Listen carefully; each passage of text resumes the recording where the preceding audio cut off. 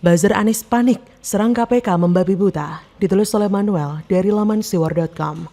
Penyidikan KPK tentu memanggil berbagai pihak untuk diklarifikasi dan memberikan keterangan di hadapan tim penyelidik KPK, sehingga siapapun jika dibutuhkan pasti kemudian kami panggil untuk memberikan keterangan yang ia ketahui. Hal ini untuk melengkapi pengumpulan dan juga keterangan dalam rangka untuk mencari dan menemukan adanya dugaan peristiwa pidana sebagai tindak lanjut dari laporan masyarakat yang diterima oleh KPK.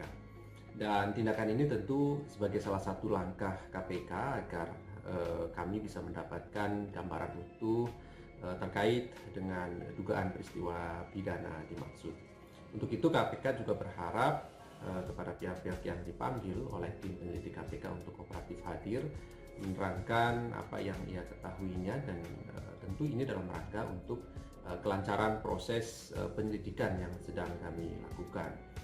Tentu tetap mengedepankan prinsip-prinsip dan Anies Baswedan dipanggil KPK terkait Formula E. Besar keinginan saya agar orang ini cepat-cepat ditangkap. Kita mengetahui Formula E merupakan sebuah ajang perlombaan mobil listrik yang menghabiskan banyak sekali anggaran. Pelaksanaannya sangat janggal dan rakyat merasa tidak sesuai dengan konteks Indonesia saat ini. Syarat kejanggalan. Banyak orang yang gak puas dengan hal ini karena Formula E pajang mobil listrik gak jelas itu membuat uang rakyat justru menjadi habis dan tidak teralokasi dengan benar. Adalah Anies Baswedan yang merupakan orang paling bisa dimintai pertanggungjawaban dari kejanggalan-kejanggalan bayaran yang membengkak itu. Saat ini KPK sedang memeriksa Anies dan saya masih pesimis akan hasil pemeriksaan tersebut. Karena kita mengetahui rekam jejak KPK yang setelah ditinggal Antasari Azhar malah diisi oleh orang-orang seperti Novel Baswedan yang gak punya integritas sama sekali menurut saya. Orang-orang KPK setelah Antasari dikriminalisasi di era SBY sudah tak bisa dipercaya lagi meskipun sudah diganti oleh Firly Bahuri. Beberapa kasus besar yang ditangani KPK jalan di tempat dan sampai sekarang tak pernah ada kelanjutan. Pelaporan-pelaporan kepada Anies juga jalan di tempat di saat Novel masihlah menjabat sebagai bos kecil di sana. Apa yang menjadi kinerja KPK mulai berbau-bau politik dan siapa yang ditangkap hanyalah orang-orang yang dekat dengan Presiden Jokowi agar membuat nama Jokowi menjadi lebih tidak disukai oleh rakyat. Tapi saya merasa ada angin segar jika Anies diduga kuat melanggar hukum. Tapi saya merasa ada angin segar bahwa Anies ini diduga kuat melanggar hukum. Kenapa? Karena buzzer-buzzer dari Anies mulai kepanasan seperti cacing yang dikasih air panas dan menggeliat gak jelas di Twitter. Ketika ada berita Anies akan dipanggil KPK terkait balapan gak jelas mobil listrik, mereka langsung membawa-bawa berita lama soal pimpinan KPK yang naik helikopter. Dan mereka langsung menuding jika pimpinan KPK masih dapat fasilitas mewah saat datang ke sirkuit Mandalika. Biasanya, orang kalau panik otomatis suka nyerang hal-hal yang sudah lama terjadi. Cara mereka membela Anies yang diduga kuat melanggar hukum dan bakalan ditangkap segera justru membuat rakyat semakin curiga bahwa Anies benar-benar punya masalah. Yang paling kelihatan ketara banget adalah bagaimana orang ini membayar komitmen fee yang gak jelas kemana duitnya dan menguap begitu saja dengan nominal yang jauh lebih gede dari rata-rata negara lain. Gak heran kenapa mereka kaya babi buta yang menyerang KPK. Pertanggungjawabannya pun juga nggak jelas dan sekarang Formula E sirkuitnya sudah hancur lebur berantakan seperti tong sampah di tengah Ancol. Besar banget harapan saya agar orang ini segera ditangkap dan rakyat Indonesia bisa bergembira tumpengan sambil menunggu orang ini lengser dari kursi gubernur DKI. Karena kita tahu bahwa selain orang ini bermasalah dengan keuangan, ia juga bermasalah dengan politik identitas yang sudah jelas-jelas ia permainkan di DKI Jakarta untuk kemenangannya. Apalagi sekarang dia dinobatkan sebagai Bapak Kesetaraan oleh gereja abal-abal. Safari politiknya begitu mengerikan karena yang dimainkan adalah politik identitas yang bakal merusak tenun kebangsaan. KPK jangan jadi pengecut sampai-sampai Anies pun ditakuti. Jangan kemakan kata-katanya karena kita tahu jika sudah banyak orang-orang penting di DKI yang ditangkap dan saya duga itu dijadikan kambing hitam saja oleh atasannya. Bagaimana menurut Anda? Mau lengser, Anies sengaja otak-atik jabatan direksi BUMD DKI, tercium aroma bangun dinasti kekuasaan. Sengaja letakkan anteknya ya. paripurna digelar 13 September mendatang.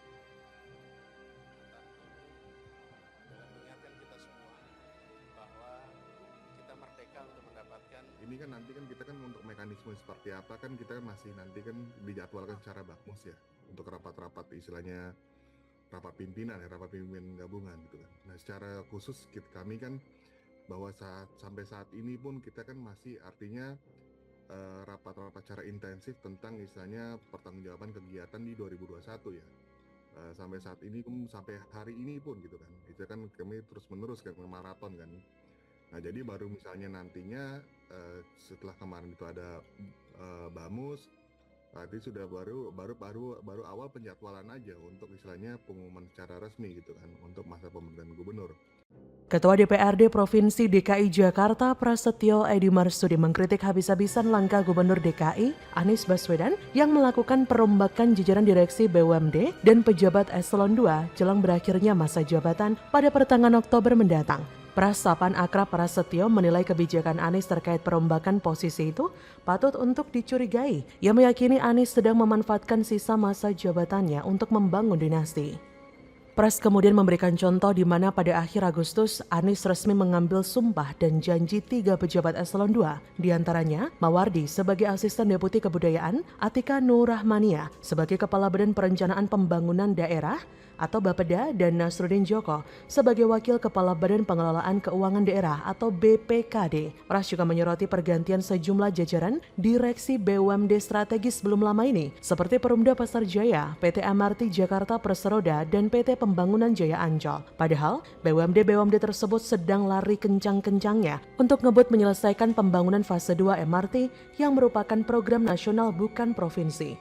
Seperti diketahui, Anies dan Ariza memang akan menyelesaikan masa jabatannya sebagai gubernur dan wakil gubernur pada 16 Oktober. Berdasarkan ketentuan pasal 79 ayat 1 Undang-Undang Nomor 23 Tahun 2014 tentang pemerintahan daerah mengamanatkan bahwa pemberhentian kepala daerah dan wakil kepala daerah diumumkan oleh pimpinan DPRD dalam rapat paripurna dan diusulkan oleh pimpinan DPRD kepada Presiden melalui menteri. Sesuai dengan surat edaran Kementerian Dalam Negeri, usul pemberhentian gubernur dan atau wakil gubernur disampaikan ke Kemendagri paling lambat 30 hari sebelum masa jabatannya berakhir. Di akhir masa jabatannya, Anies memang sudah semestinya bekerja dengan sangat keras untuk menuntaskan RPJMD, bukan malah sibuk menempatkan orang-orangnya di SKPD dan BUMD yang mana terkesan ingin melanggengkan terah kepolitikannya di lingkup DKI Jakarta. Seperti seolah meninggalkan antek-anteknya begitu. Anies memang tidak tahu diri, dia tidak punya malu. Secara terang-terangan, dia membangun dinasti politik agar bisa dinikmatinya setelah lengser. Secara tidak langsung, ia sudah menerapkan nepotisme di akhir kepemimpinannya. Ya, begitulah Anies, bekerja sesuai selera. Tak peduli apakah etis atau tidak, tak peduli apakah menabrak aturan lain atau tidak. Yang penting dia bekerja sesuai selera dia dan seenak jidatnya. Kalau menguntungkan secara politik, jangan harap bisa mengubah niat Anies. Demi dirinya, apapun mungkin akan dilakukan.